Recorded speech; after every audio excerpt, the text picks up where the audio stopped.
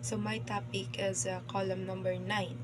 So this learning objective manage time effectively to balance both academic and extracurricular tasks and responsibilities refers to which level within Bloom's taxonomy of educational objectives in the affective domains. The learning objectives means what the student is expected to do. It manage time effectively to balance academic and extracurricular and responsibilities. So nag-focus ni siya sa values and attitude, not just thinking or physical skills. It shows that the learner um, values time management and applies it consistently. Letter A, application. So application means this is from the cognitive domain, not affective. Because nag-focus ni siya using knowledge and not valuing or committing to behaviors. Letter V is guided response. This is from the psychomotor domain. So because it involves imitation or following guidance like mga learning skills step by step like that. Letter C is organization, which is this is the correct answer. So in the affective domain, organization means integrating values into a system, prioritizing and balancing responsibilities, managing time across academics and extracurriculars, that shows organized values, not just awareness. So why organization fits? Because the learner isn't just aware of time management. They are structuring their life around it.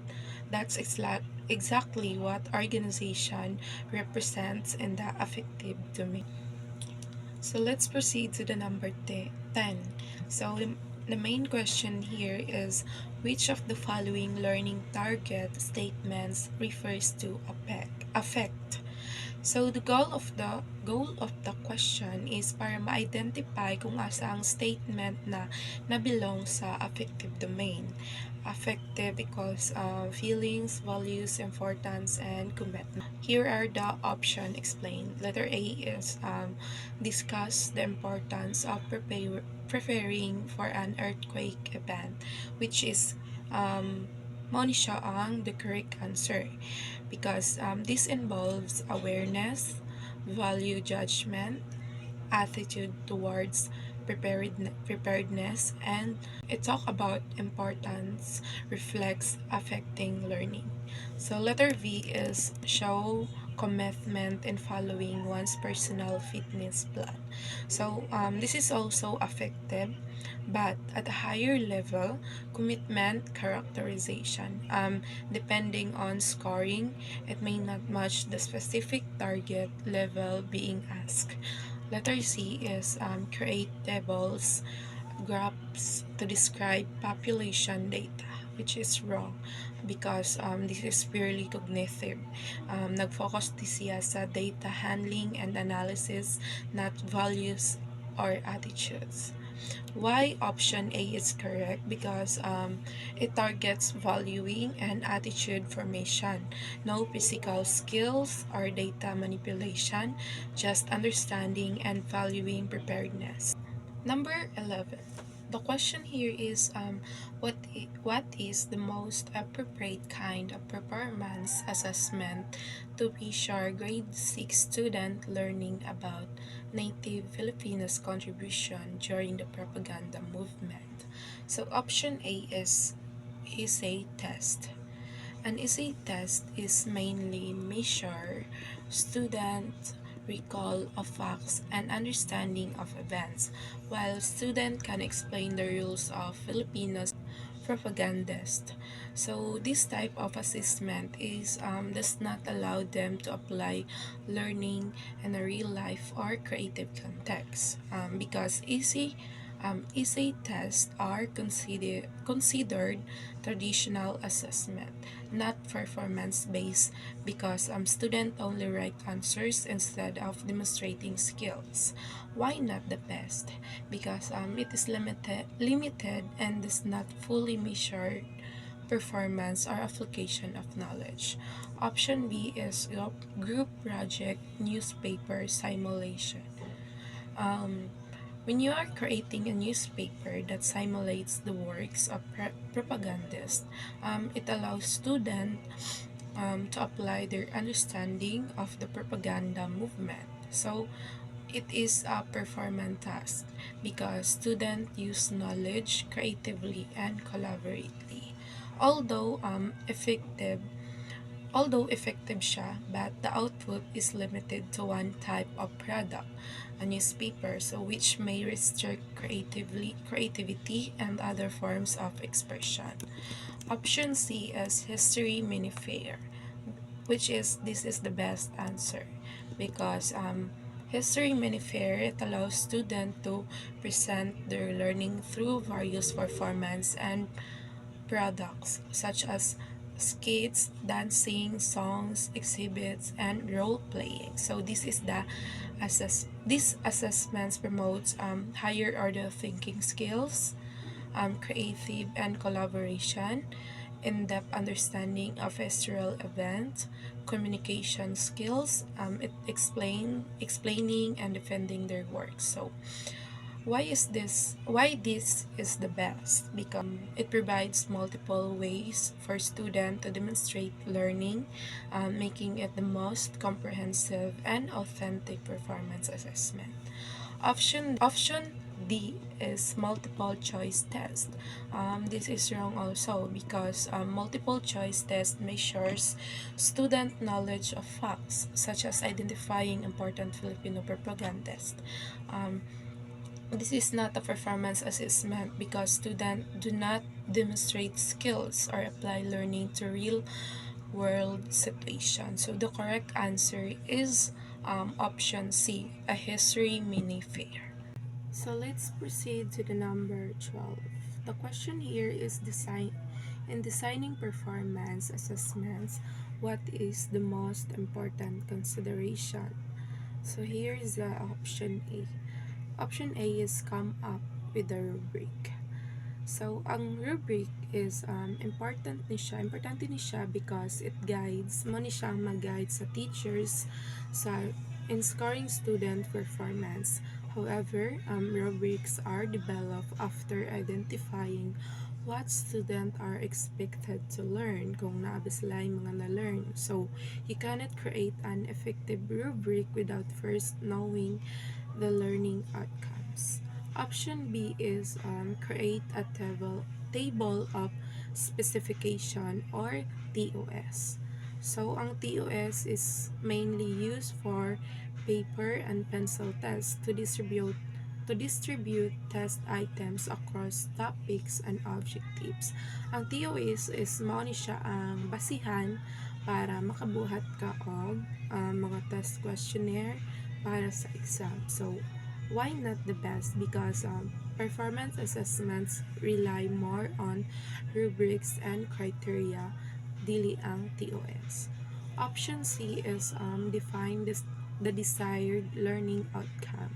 So, mo ni siya ang best answer, mo ni siya ang tama because learning outcomes describe what student should know and be able to do. These outcomes guide the type of performance tasks and criteria for assessment and a rubric design. So all other elements of performance assessment nakadepende ni siya sa clearly defined learning outcomes.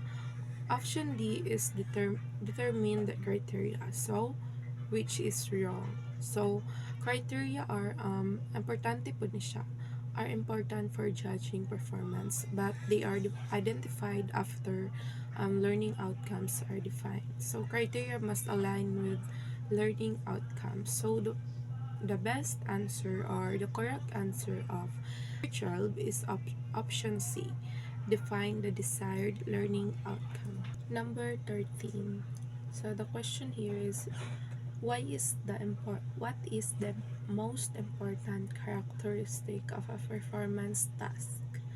Option A is it allows student to be involved in the process of evaluation. So it,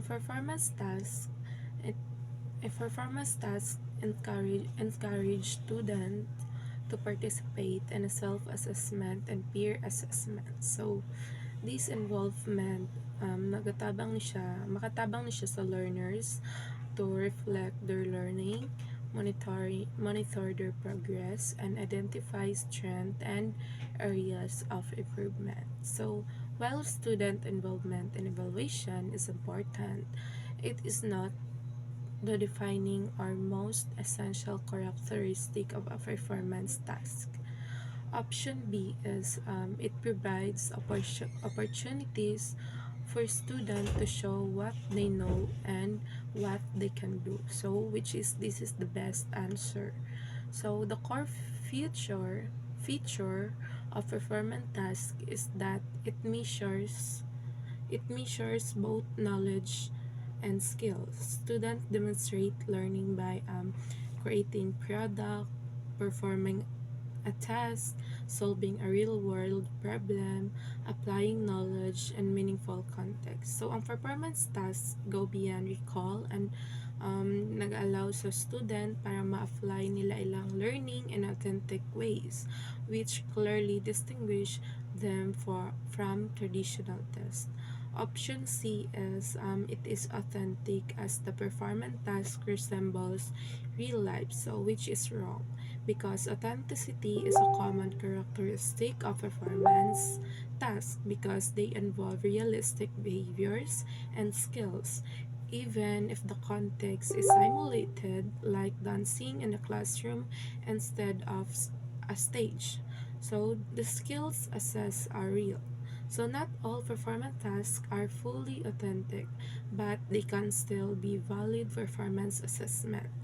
Option D is it only measures lower level of cognitive skills, which is wrong also because this statement is incorrect.